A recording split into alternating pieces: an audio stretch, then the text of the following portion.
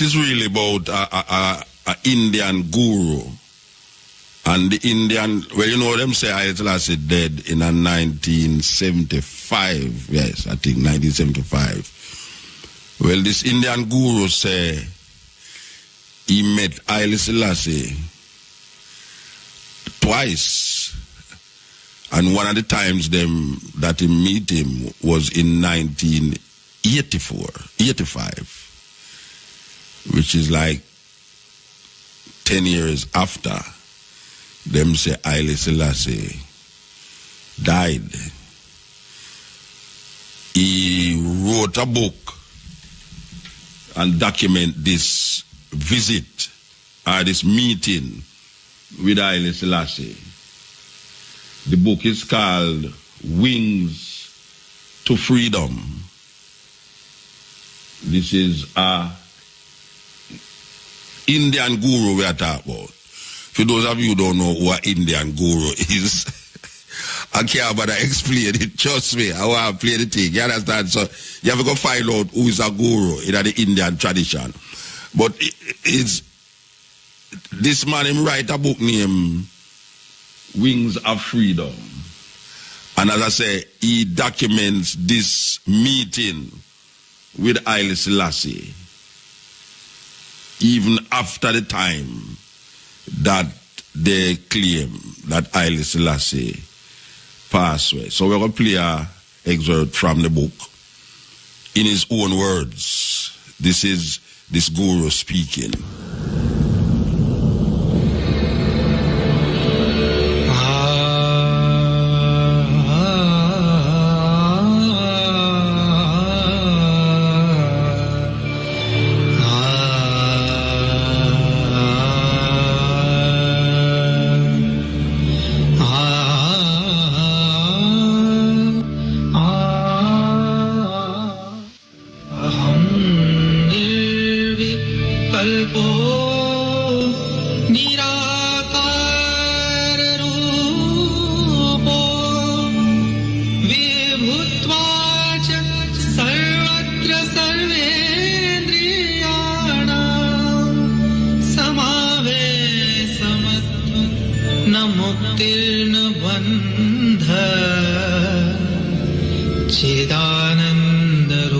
Yes, from the Wings of Freedom.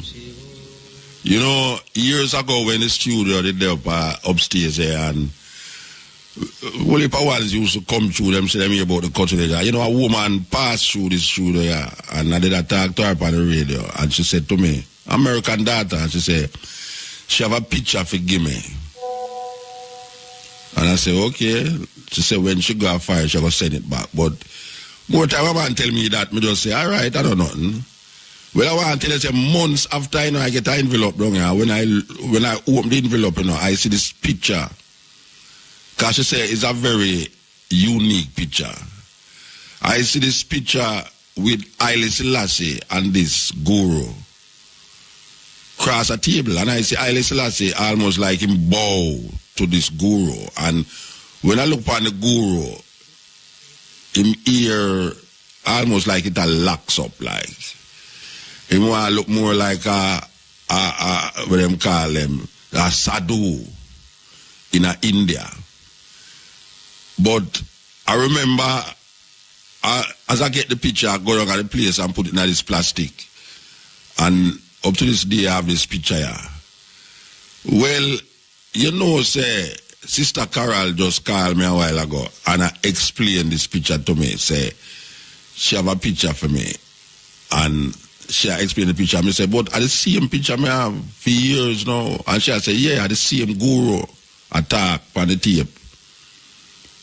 The same guru attack on the tape. So we never can tell. So the question is this. Why would an Indian guru declare such a message meeting Haile Selassie? And why would he say for a tape in a book that a lot of ones believe that Haile Selassie passed away in 1975, But he declares that he met Haile Selassie in 1982. Why would our Indian guru say this?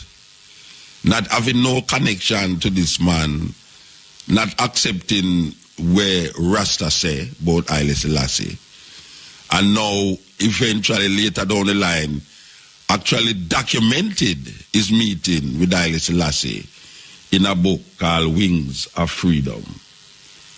Really, something to think about. You know, some brains I got through a heap of things, and I remember in 1975 we used to live at Red Hills, and we are go home on the bus, and the man, when them say Haile Selassie dead, is the wickedest mocking thing. I mean, as some know say, really and truly the people them stay away, because the same people them were praise, the same people were curse you. Rasta, your God dead, where you going to do now? I mean, you go cut off on the dirty locks now. See, they want God dead. I mean, some serious mocking business, you know. You go out in a coronation market, you know. Rasta, what I going to do now? No God dead now. No God dead. And the establishment did believe, say, this news did I go just get rid of Rasta once and for all, you know, out of Jamaica. This scourge, these weird looking people, them did believe, say, 76, 77, you wouldn't see no more Rasta in Jamaica, because we got dead. But guess what? From 1975 until now, how much years that? You have some youth rise up here so now, where maybe never ever see a picture of Haile Selassie, who come terrible pan Rome, you know, that we still there so I declare Emperor Haile Selassie in all the ways where them want to claim and talk about we as fool idiot.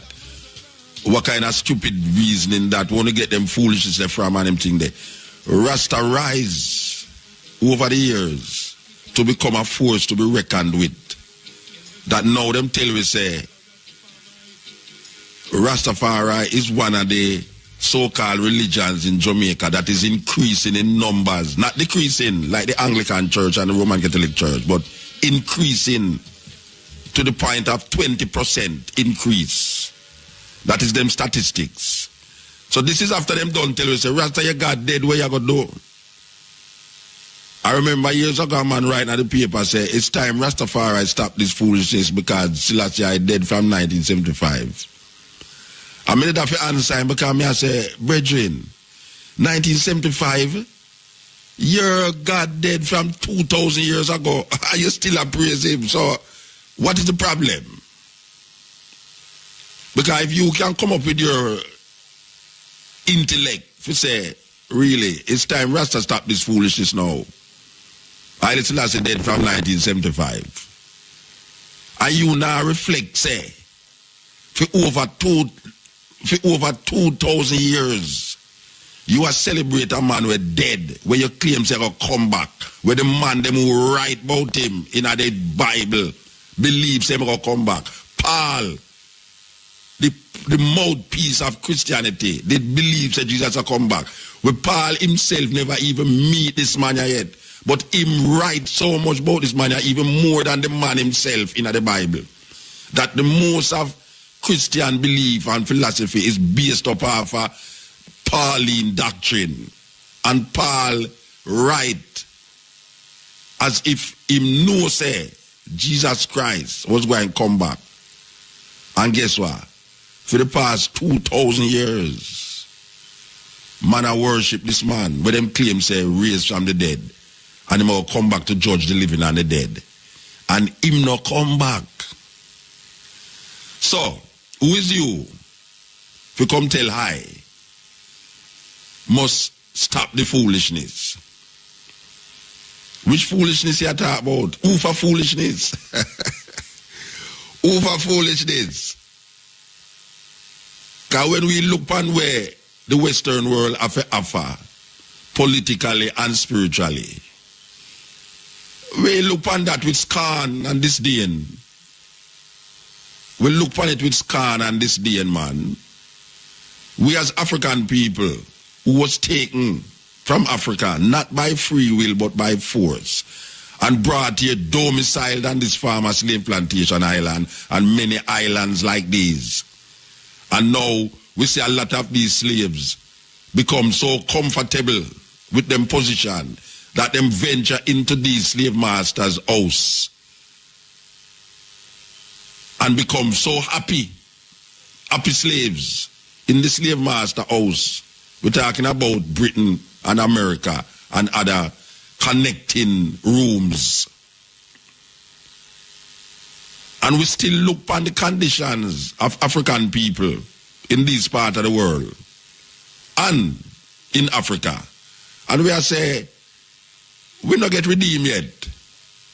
That's why I mean, say, when I talk about world, I go end. Jesus now come nowhere. And if Jesus ever come, he have to go wait till black people get some salvation upon the earth, yeah.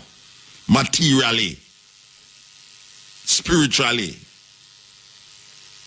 We can't go down, so after we go through so much tribulations and trials for 400 years, and we still down at the bottom of the pit, I try to rise up myself and I try to bring forth a certain level of consciousness. You're going to tell me, say, one man is going to come and destroy the earth and take up whom to take up, and black people not get them due reward. Nothing like that can't go so. Me I declare that black people, African people, have to go find some joy and happiness in this life. We have to find so, because my ancestors die. Blood, sweat and tears help to build most of these communities that is now oppressing us all over the world, in France, in England, Liverpool to be precise, in America and the Caribbean.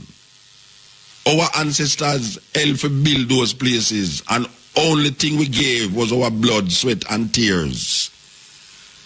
And a guy going to tell me, say, world going to end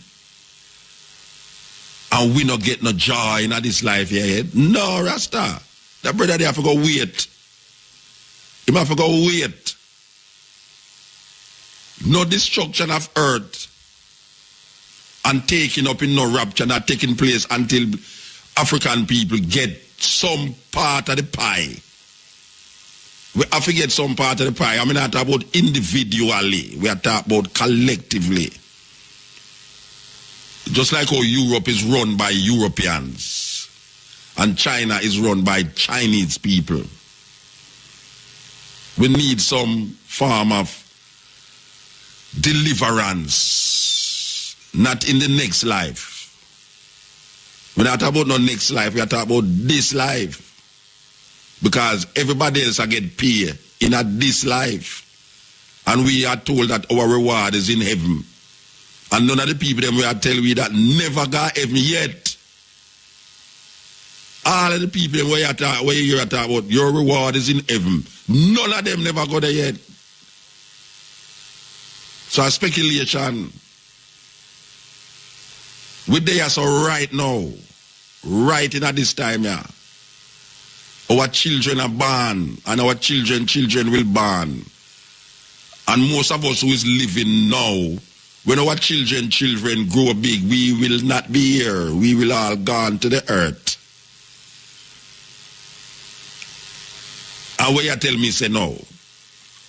My children will not get any joy and happiness living on this planet. Because there is a man going to come back to come sweep with the whole thing and give us better living after we die. So how everybody else get their reward in this life and we have to go wait till we're dead. What kind of philosophy that? What kind of doctrine that them are teaching people them? Or black people suck up them the doctrine they saw. That when you look on the earth, when you look on the movement and the advancement of other peoples, we see them economically up there, that them is now coming down. Them don't get where them a get already. So if them get all the glory of life, what them choose, forget already, and now them a step down. Who's going to be up there? You know, to say, are we African people not reach nowhere? We are talking about collectively, we're not talking about individually. We are talking about collectively, like how Europe collectively reap the benefits of what this life is supposed to be offering. You have individual Europeans who don't know what is it to be rich. You have individual Europeans in Europe who don't know what good life is. But collectively, at them run the world. At them run this world. So if the European them run the world and economically advanced and is now looking to, even looking to it, but the cards are now moving and the earth and the planet is now moving in a different direction, so that shake up certain things. So which part African people stand in the whole of that? Where you tell me say now? So you have a little guy sit down in the sky, a wait to destroy this whole planet and black people not get them due reward in this life? No, Rasta. Jesus, you have to go wait little, you know, believe you me, you have to go wait little. It can't work that way there. Cannot work that way there. I refuse to accept, say, everything I go crash. And we who go through slavery, the most atrocity that has ever been placed against human beings. African people go through the worst kind of atrocity. And it's still going through the atrocity. When we look on places like Haiti, when we look on places like the Congo, when we look on places like Uganda, when we look on places like Jamaica, we can't say salvation cometh in the morning. It don't come so. Because right now, a black people, them put against black people to maintain them power. So you have a thing named white supremacy. That is not people, them put against black people to maintain them power. So you have a thing named white supremacy. That is not visible to the Jamaican or to the Caribbean people, but it exists. And if you don't believe me, check the holidays them on your calendar and see how much holidays that we create for ourselves. Check how we look and how we dress. Check what we eating and what we wearing. And you see, we don't have no say in the thing. Check the language that we speak. Because the language that you speak decide how you think. So if we, as African people, now recognize, say, the thing now work out properly. And we have to make it work out. And we're not going to make it work out if we sit down and talk about our reward is in heaven. Which reward you're looking for in heaven? Where is heaven? You know, you're the Pope of Rome, the one before this, Benedict, Pope Paul. The Pope of Rome, the vicar of Christ on earth, means him is a representative of Jesus Christ on earth. The Pope of Rome says that heaven and hell is not a physical place. I am quoting him. I am quoting the Pope. The Pope said heaven and hell is not a physical place. And he must know, he have a direct connection with Jesus. So if the Pope say heaven and hell is not a physical place, where we are look for God there? Where we are go? When man talk about him go heaven and who righteous go heaven and who wicked go hell. When man talk about go which hell, which part hell there? Hell is not a physical place. Black people go through hell every day. Black people, every day. Mama, Papa, Picnic, go through hell every day. And if you have GPS to work with, I'm more hell. And if you have them kind of government, I'm more hell. So we is not alien to hell. Hell is a condition, just like heaven. And we have that facing us continuously. Two doors, heaven and hell. It just that sometimes the door of hell open up with so much. So we look and we are going to Jamaica now. May I tell you, man? Knock, knock, knock. Who is there? Come in. This is hell. Hell is not a physical place. Hell is organized in such a way to affect your physical well-being. That is really what it is. It is organized. It is structured in a way to manipulate your conscience and your consciousness. So when you have joy in your life, there's something out there that bounce upon it and make the joy become sadness. It's a terrible thing. And some people go to church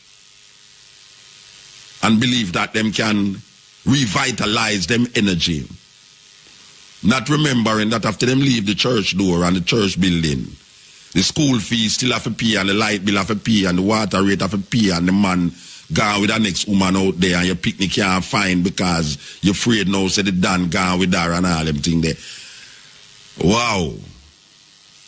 What a serious thing. Wake up a time when you stop dream about heaven and hell. Where we are dreaming about heaven and hell for. We are experience this right here upon earth. We don't have to go nowhere to experience heaven and hell. Right here, it there. Believe you me. As the man said, time alone and time will tell. You think you're in heaven, but you're living in hell. Hell is a configuration of the human mind. Just like heaven, just like God, just like the devil. All of these things was created by man.